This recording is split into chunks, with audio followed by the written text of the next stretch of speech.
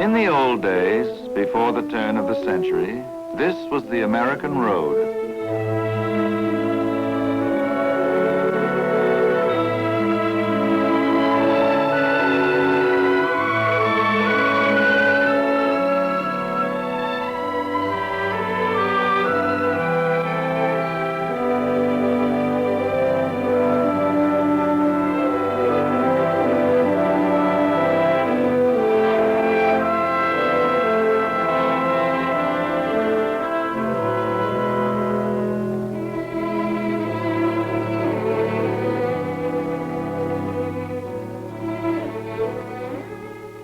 The old road was not only a road, it was a way of life, slow and often rough.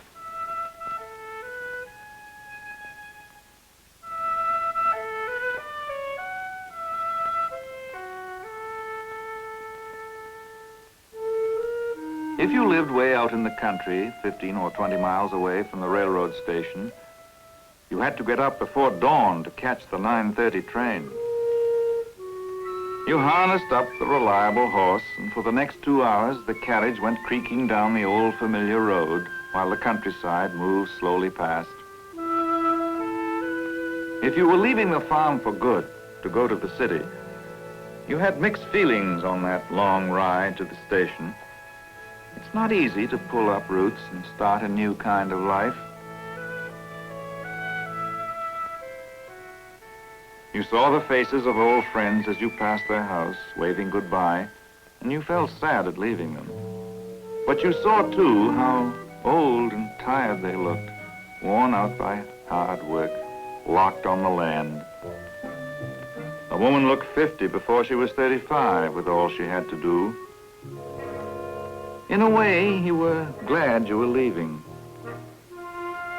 You passed the old schoolhouse where you'd gone as a kid, and you remember the long miles you'd walked morning after morning to get there. That final run to get inside before the bell stopped clanging.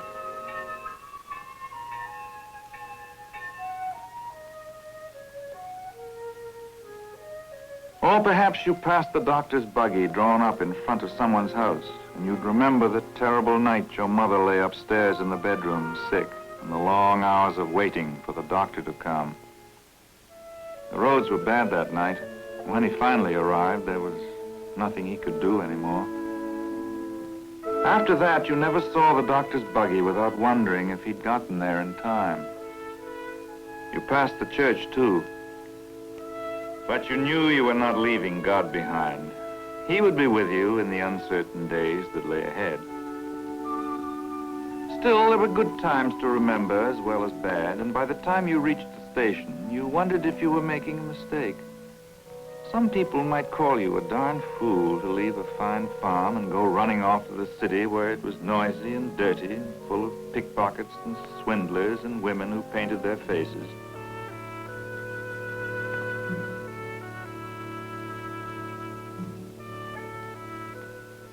But there were things you wanted to do that couldn't get done on the farm.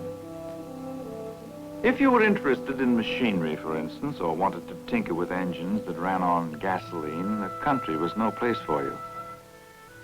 You had to go where other men were doing this kind of thing. Train was late, of course.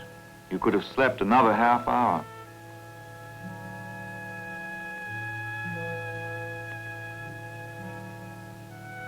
You stood and looked down the empty tracks, waiting.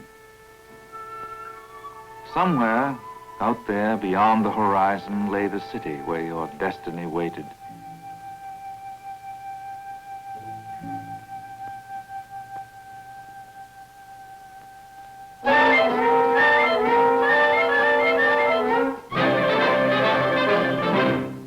The people who lived in the city stayed in the city. They walked the hard pavements till their feet ached. If a person were well-heeled, he took a cab. If a nickel was all he could afford, he took a streetcar and got there an hour later. The fastest thing in town was the fire engine.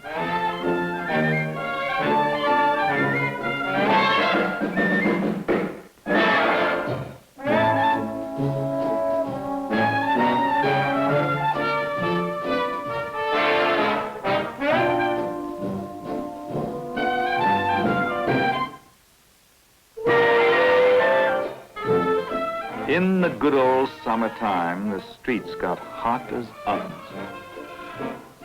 Vegetables and people wilted under the blazing sun, and the kids got hard-boiled. Everybody panted and sweltered and longed to get away from the clanking thunder of the elevated trains and the clatter of wagon wheels on cobblestones.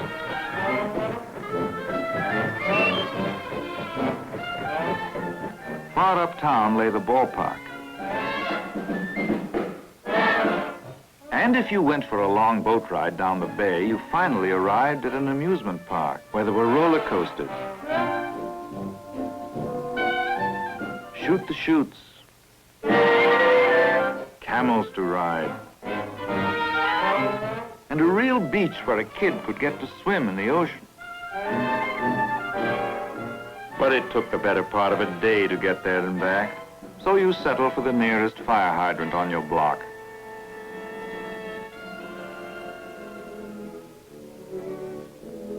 Bicycles were all the rage. On Sunday afternoons, you could pedal out past the city limits and see real trees and grass and hear a bird sing. That was fun. As long as your legs held out, you could go wherever you wanted, right up to the end of the road, that is. A few miles out of town, the paving ended, and from then on, bicycling was no pleasure.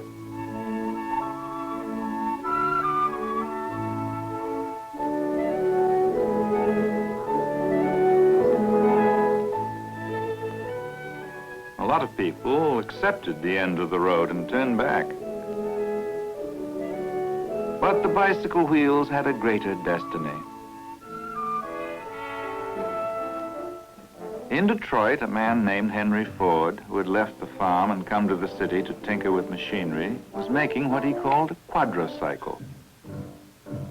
It looked like a buggy, only it had no shafts for a horse to be harnessed to. The horsepower was going to come from a gasoline engine he'd made himself. He did everything himself, working nights and holding down a daytime job with the Detroit Illuminating Company.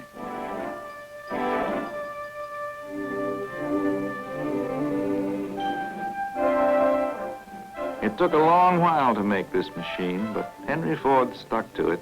Finally, it was ready. One momentous night, he pushed it out for its first trial run.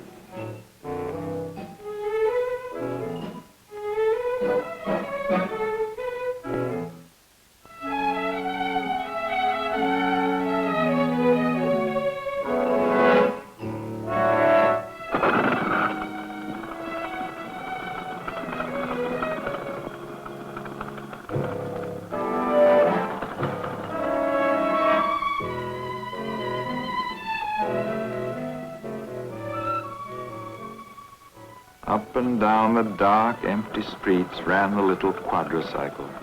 Past the sleeping houses, ghost-like and unreal, flitted the shape of things to come. If anybody had waked up and looked out the window, he probably would have thought he was still dreaming. That night, history was made. The street was never the same again.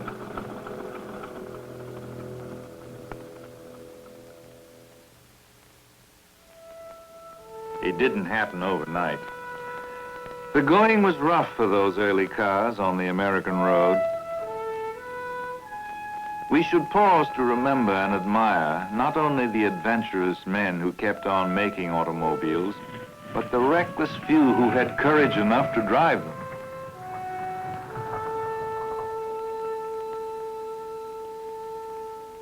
Some people thought that the sail wagon had a more promising future than the automobile.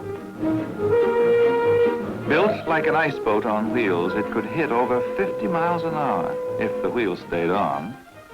Of course, it took a land-going sailor to operate it, and on a public road, it really stopped traffic.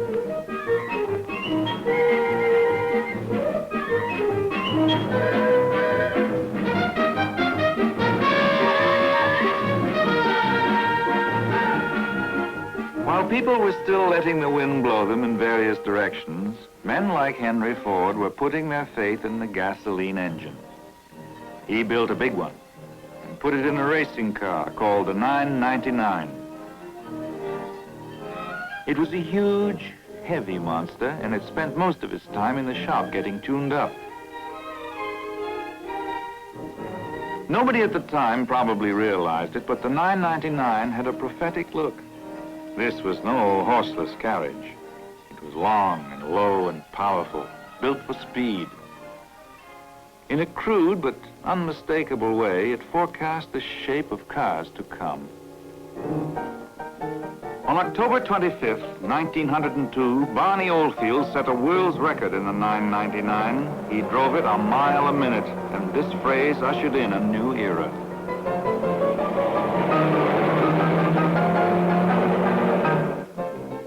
Cars now became a more and more frequent sight, particularly in cities. By 1903, there were more than 1,000 automobile manufacturers in the United States.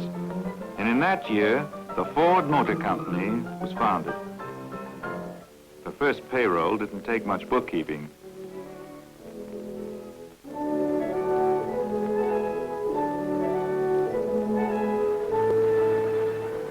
The first car of the new little company was called the Model A.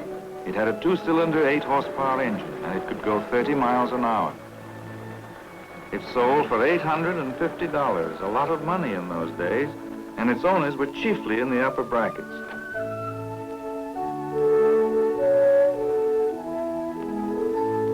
It was smart and fashionably designed, with a door in the rear like a pony cart.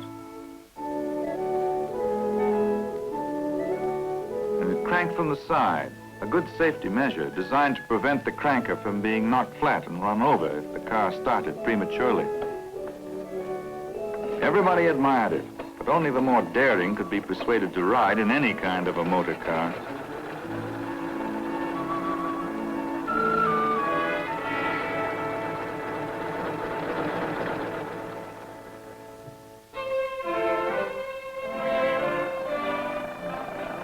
The farmer was a forgotten man during this early period.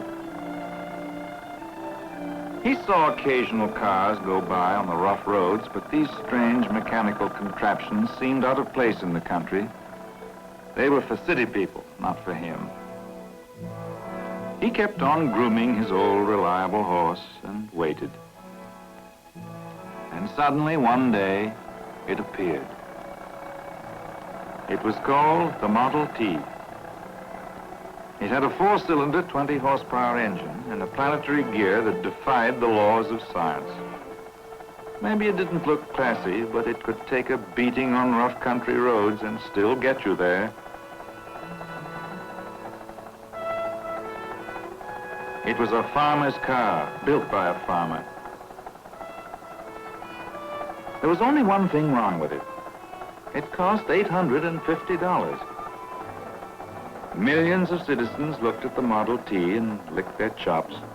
There it was, the car of their dreams, but they couldn't afford it.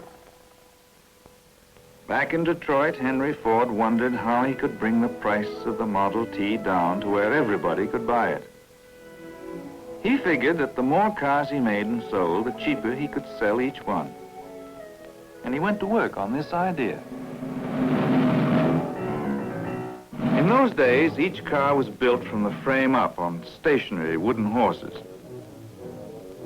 There was a different crew for each car, and the same crew stayed on the car until it was finished. That meant duplication of effort and a lot of time wasted. So they tried moving the men from car to car. Each man had a special job to do, and as soon as he finished it, he moved on to the next car and did the same thing there. That was better, but it still took 12.5 hours to assemble each Model T. Henry Ford watched it for a while, then he had an inspiration. Instead of moving the men past the cars, why not move the cars past the men? So on one hot August morning, they tried it that way. A husky young fellow put a rope over his shoulder, and Henry Ford called, "Let's go."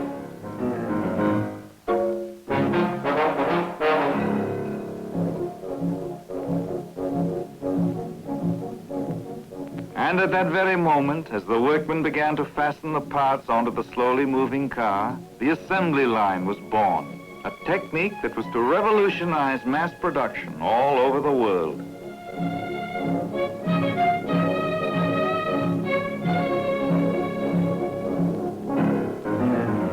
Once they found that the idea would work, they began to improve it, refine it. They rolled a chassis down a single line of track, pushing it from crew to crew. And the more expert they became at this new method, the faster the cars came off the assembly line, and the price of the Model T began to drop.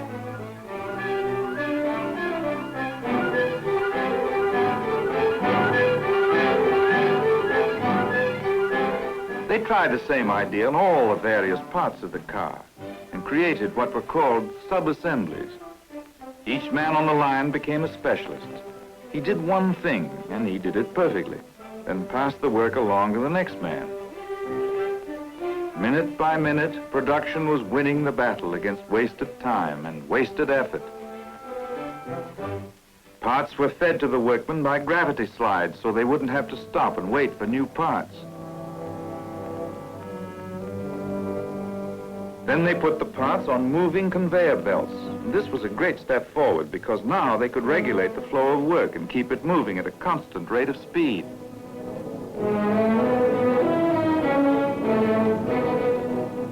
And the conveyor belts grew longer and more complex as they moved the work from place to place in the huge shops. They became fantastic masterpieces of planning and engineering. But the battle against wasted time and wasted effort was being won.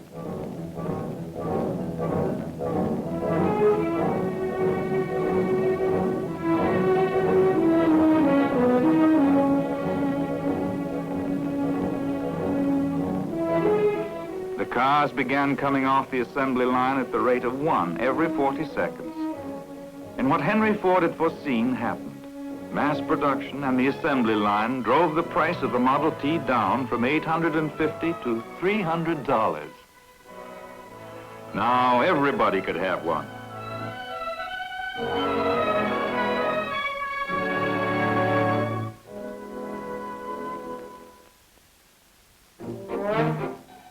What a wonderful feeling it was to own your own car. The Sunday afternoon drive became a national pastime.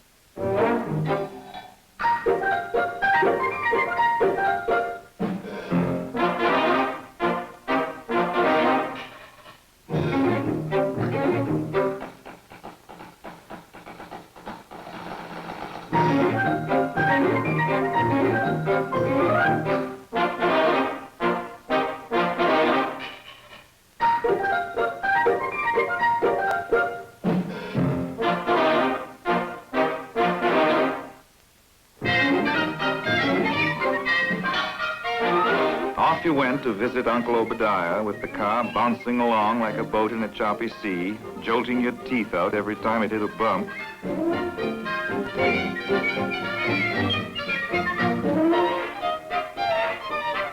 Mom would keep saying, "Papa, don't drive so fast."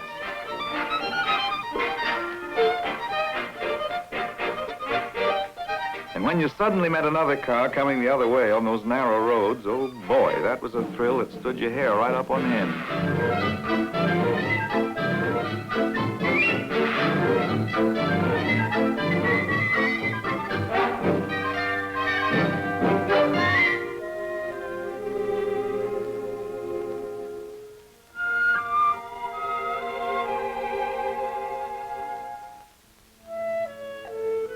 At first, just being able to drive a car was enough, but pretty soon the novelty wore off and people began to get angry at the bad roads.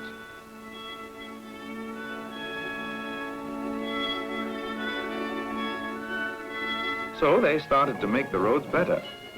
In every state all across the nation, men and machines went to work.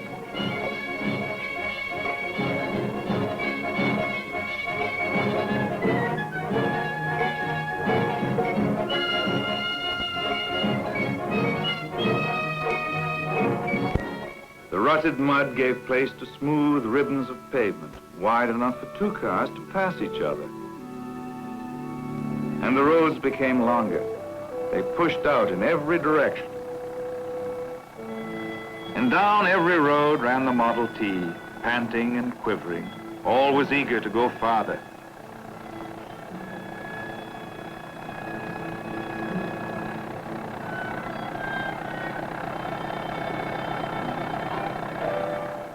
And now an interesting thing began to happen.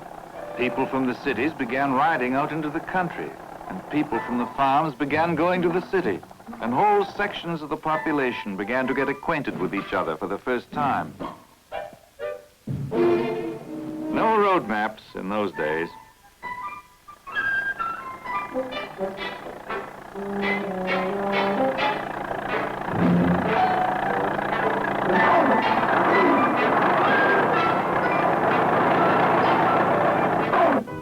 If you got lost, the kindly natives would give you directions so complicated you couldn't find your way home with a compass. Everything was down the road a piece. If you got lost, you stayed lost.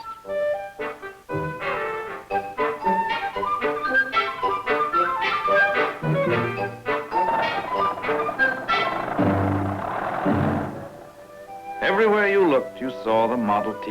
It became a part of the American scene. It took the housewife to market.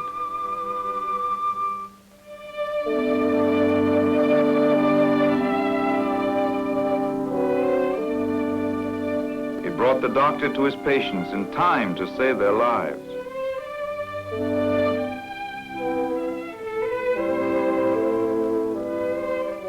It saved time and speeded up business.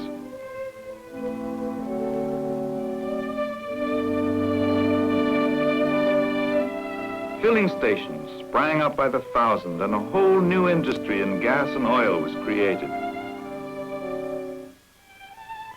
Not only did it save time, it gave the average citizen a wonderful new way to spend the time he saved.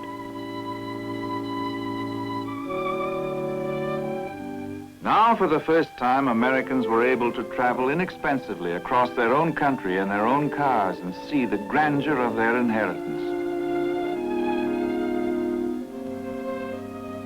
They could visit the great national parks which had been created for the people, but which so few people had ever had an opportunity to see.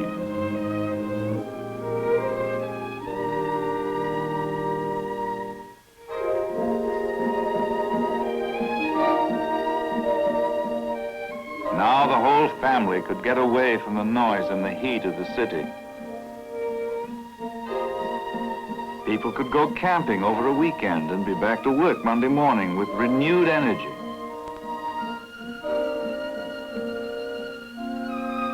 They could go to the mountains, or if they preferred the beach, the faithful Tin Lizzie would carry them to the sea's edge.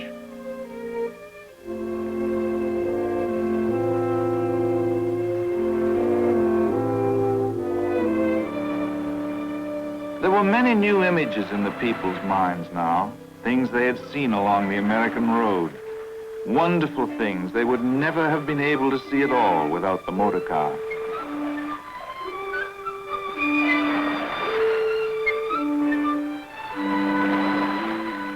There was a new look in people's faces, a look of discovery and wonderment and pleasure. A new world had been opened up for them.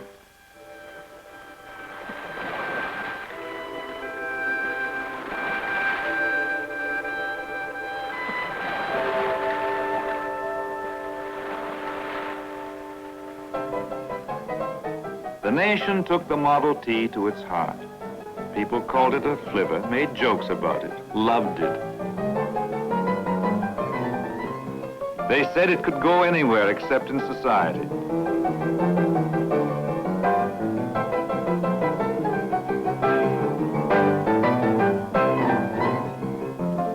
Hollywood comedians had a field day with it.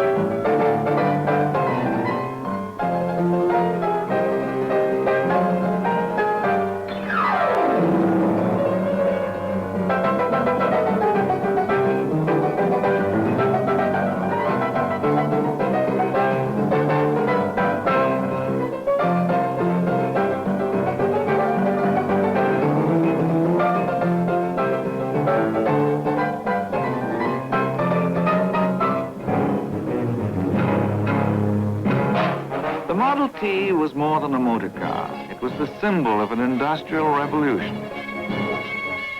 For mass production and the assembly line were now able to bring the price down on all sorts of product, put them within everyone's reach.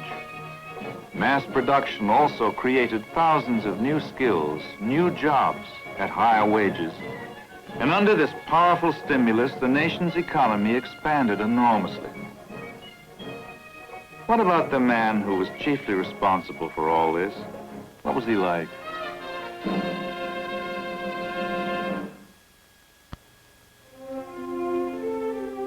Let's take a look at the family album.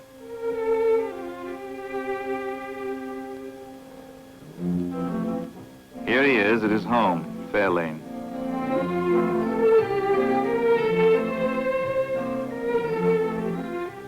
Walking with his wife, Clara, through the garden.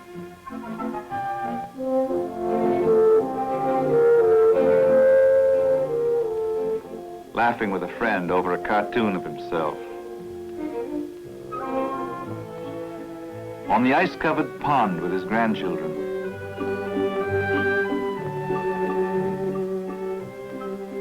Here he is, back on the land, tinkering with one of the old steam engines. He was always wondering how he could take the burden of work from the back of the farmer and put it onto the machine. Maybe it was at times like this that the idea of the tractor came to him. The tractor was the realization of one of his oldest dreams.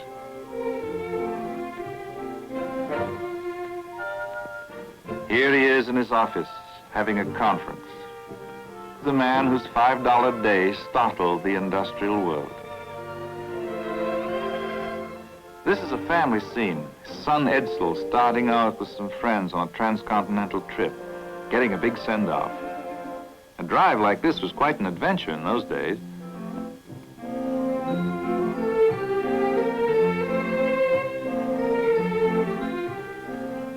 He liked to dance country dances.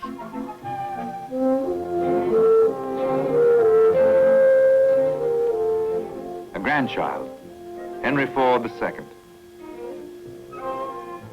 showing his grandchild a baby bird with Mrs. Edsel Ford watching.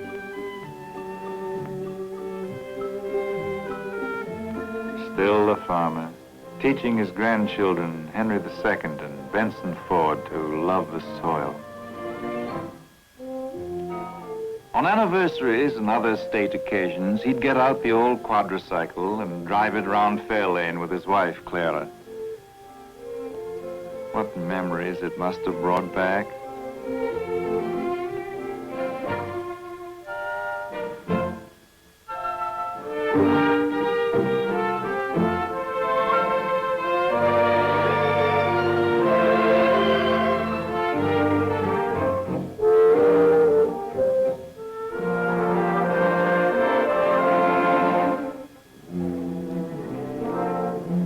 Sometimes he liked to go camping with some of his old friends.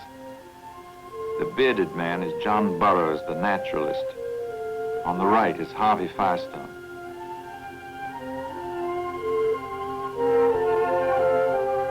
He still knew how to swing an axe. Had his own ideas about cooking, too. That's Edison in the background. Vigorous men with vigorous minds and healthy appetites. They used to have a saying, you can take the boy out of the country, but you can't take the country out of the boy. Whatever he did, Henry Ford always kept a certain rustic simplicity, a rugged quality that nothing could alter or soften. Burroughs had always looked down his beard at the Model T, called it a noisy device that frightened the birds. But finally, even Burroughs overcame his prejudices.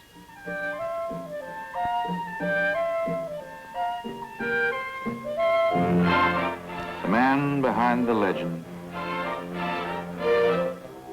These are men whose ideas changed our way of life and made it better.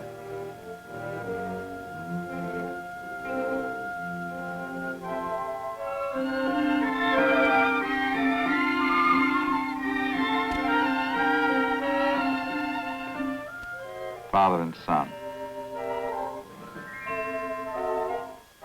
They walk side by side, reviewing the past, planning the future together.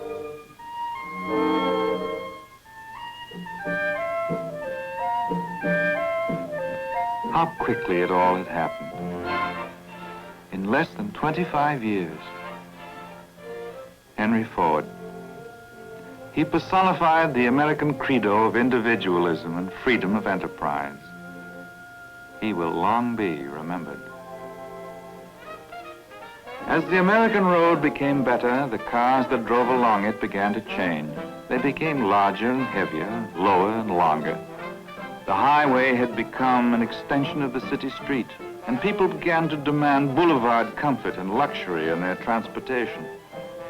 Balloon tires and shock absorbers took the roughness out of driving. Interiors were the Ritz. Some even had a crystal vase to hold a single elegant flower.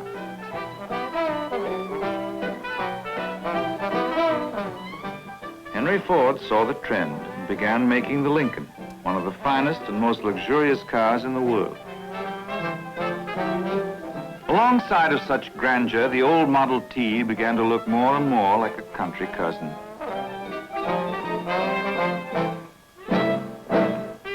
The times had changed, and the car that had changed them was no longer needed. Henry Ford decided to stop producing it. In May 1927, the 15 millionth Model T came out of the plant. And the assembly line closed down forever on the world's most famous car. From then on, the old flivver began to disappear from the roads. As old cars were turned in, they were taken back to the plant.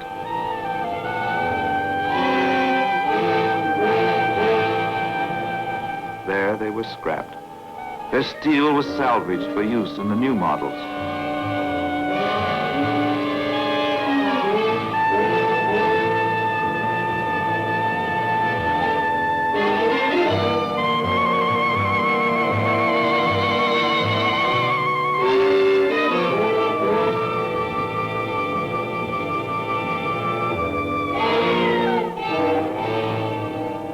Once in a while, a car would balk at the mouth of the furnace as though in a last effort to save itself. The Model T died hard.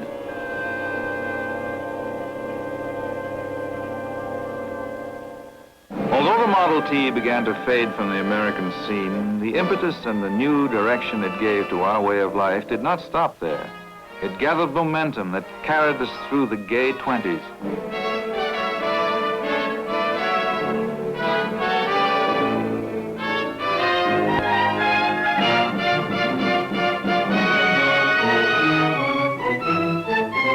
Even the grim depression of the 30s could not stop the powerful forces that had been set in motion.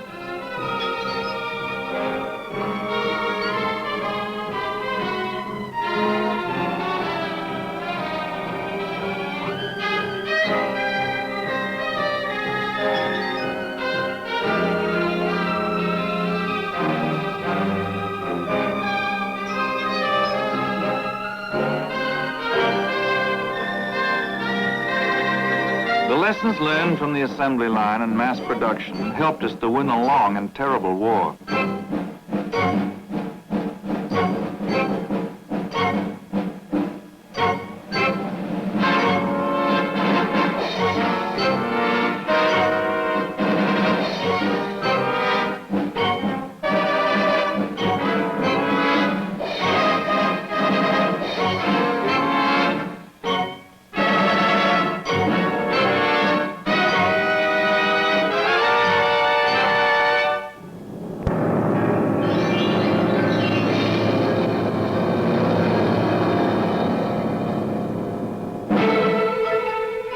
Nothing has been able to stop us.